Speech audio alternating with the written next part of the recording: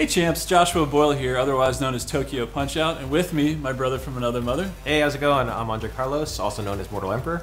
In today's development diary, we're going to talk about hitboxes, specifically in Quake Champions Phase 1 that we just implemented in the latest January patch.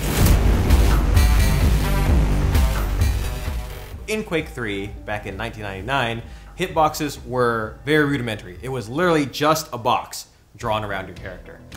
This worked, but it did have some problems. For example, when you viewed the box at different angles, let's say a 45-degree angle, it would actually create greater surface area for an enemy to hit you, up to 40% more, which really wasn't that good for competition. No. So when we went to Quake Live, we decided to change that. In Quake Live, we actually switched to a cylindrical model. So in that, there is less extraneous hits, and actually as Quake Live went on, it got tighter and tighter to the model, which brought us to where we started in Quake Champions. Right, so we knew going into Quake Champions, we wanted to make it a competitive game. The idea behind it was to get the hitboxes as tight to the model as possible. So what we did was we had basically a low polygon version of the mesh drawn on top of the model. And the idea was that wherever the model was, you could hit. Wherever it wasn't, you couldn't hit. The problem was, this was difficult to hit, and it just wasn't fun. So we decided, okay, let's go back to the drawing board and see what we can come up with. Yeah. So what we did is we actually moved to sphere and capsule hitboxes. So easiest way to imagine it is there's a sphere for a head, and then capsules for every part of your body that we're able to expand and contract based on the model. But think about a headshot with a rail. That's landing, it's basically just registering, did it hit that sphere, yes or no? Okay, great job. Next. So it used to be that you would have to go and say to an artist on the team, I want to change the hitbox. Yeah. They would have to go in and edit the mesh by hand.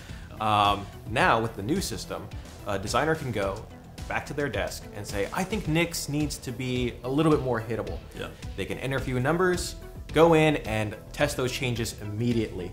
And we can actually roll them out in every update if need be. Yeah. If you think about a light champion, we're basically padding them out to be as hittable as a medium champion standing still. The medium champions get a little bit of light padding, and then the heaviest champions now are basically almost to the model. We've actually done some network improvements to support these hitbox changes. So now, all weapon and ability hits are detected client-side. What this means is that if you see it hit on your client, in your game, in general, it is going to be a hit. Yeah. The server still needs to check and say, hey, is that cool? Did that happen? work? Yeah. But for the most part, it's a much more forgiving system. You shouldn't see any more of the misdamage rockets. But yeah, we're going to be rolling out a Phase 2 version of that in the future. So look forward to that, and it should improve even further from what it is now. Exactly. So thank you guys as always for joining us. We're going to do some more of these development diaries in the future, so hope to see you then. And until then, we'll be listening to you guys as always on Bethesda's forums, on Reddit, Facebook, Twitter, all over the world. Discord, you ever heard of that? Everywhere. And until then, we'll see you guys in the arena.